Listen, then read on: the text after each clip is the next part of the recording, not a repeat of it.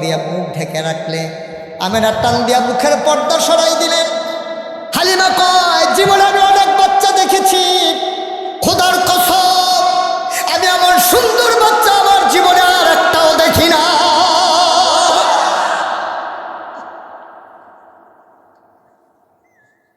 মানুষ এত সুন্দর হইতে পারে এটা আমার জানা ছিল না। বাচ্চারা চোখ বন্ধ করে ঘুমায়। আমি মনে মনে চিন্তা করতেছিলাম, আমি তো বাচ্চাটাকে দেখি, বাচ্চাটা তো আমাকে দেখে না। আমি মনে মনে চিন্তা করতেছিলাম, যদি বাচ্চাটা আমাকে এক নজর দেখতো। আল্লাহর হুকুম, আমি কাউকে কিচ্ছু বলি নাই।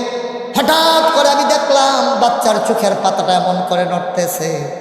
আমার মনে হইল চোখের পাতা না, মনে হইল ফুটন্ত গোলাপের গোলাপি রঙের দুইটা পাপড়ি মৃদুমন্দ বাতাসে যেন দোল খাইতেছে। বাচ্চারা আমার দিকে চোখ খুলে তাকাইল, আমিও তাকাইলাম। চার চোখের মিলন হয়ে গেল। বাচ্চা কি বুঝলো আমি জানি না, দুধের বাচ্চাও আমার দিকে তাকাইয়া আলতো করে ঠোঁটের কোনাটা বাঁকা করে একটা মুচকি হাসি দিল। আমার মনে হইল হাসিটার সাথে সাথে আমার কলিজাটা যেন দুইটা ভাগ হয়ে গেছে।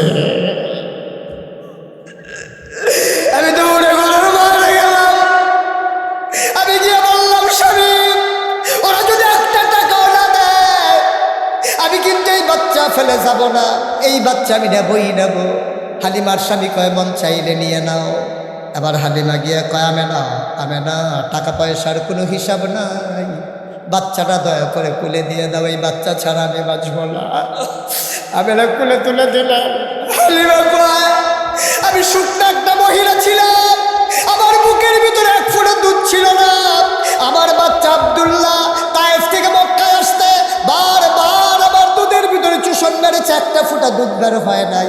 কিন্তু খোদার কসম আমি যেই মাত্র মোহাম্মদকে কোলে নিলাম, আমি টের পাইলাম আমার শুকনা দুইটা বুক দুধে ভরপুর হয়ে গেছে।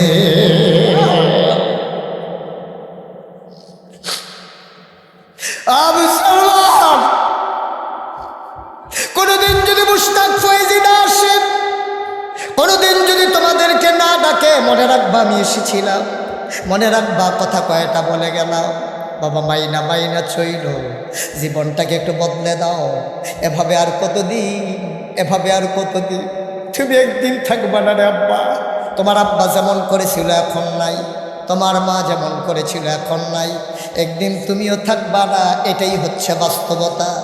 আসো সোনার একটা জীবন সাজাই, সোনারই একটা জীবন রাঙ্গাই, কনারের আলোকে নিজেকে আলোকিত করে জান্নাতের বাসিন্দা হয়ে যাই। রাজি আছি নাকি?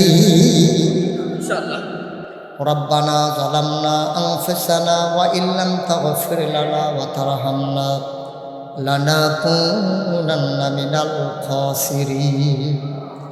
রব্বানা আতিনা ফিদ দুনিয়া হাসানাতাও ওয়া ফিল আখিরাতি হাসানা ওয়া কিনা আযাবান নার। আয় আল্লাহ তাআলা, তোমার কুদরতি পায়ে ধরে ভিক্ষা চাই। 2 দিন ব্যাপী তাফসিরুল কোরআন মাহফিলের সমাপনী দিবসে প্রান্ত সীমায় আকাশে যখন ব্যাগের ঘনঘটা, বারবার বৃষ্টি ধাওয়া করে, মানুষগুলো তারপরেও পালিয়ে যায় না মাওলা। তোমার কোরআনের মহব্বতে মানুষগুলো বসে গেল, দ্বীনের কথা শুনল। আয় আল্লাহ, তাদের ঈমানকে তারা তাজা করে দিল। আল্লাহ, তারা মনে মনে শপথ নিয়েছে, যেমন করে রমজানে আল্লাহর ভয় তাদের অন্তরে ছিল, বাকি 11 মাস তারা এই ভয় নিয়ে দিন কাটাতে চায়, রাত কাটাতে চায়। জীবনের প্রতিটি মুহূর্ত তারা ভয় নিয়ে চলতে চায়।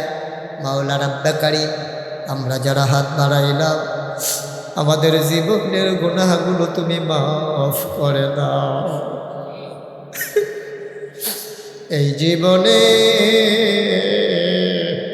আমরা আর গুনাহ করব না। বলেন আল্লাহ আল্লাহ। এই জীবনে আমরা আর গুনাহ করব না। হাতের গুনাহ মাফ চাই। আরে হাত, এই হাত দিয়ে আমি কত গুনার কাজ করেছি। আমি পায়ের গুনাহ মাফ চাই। এই পা দিয়ে হেঁটে হেঁটে আমি গুনার জায়গায় পৌঁছেছি।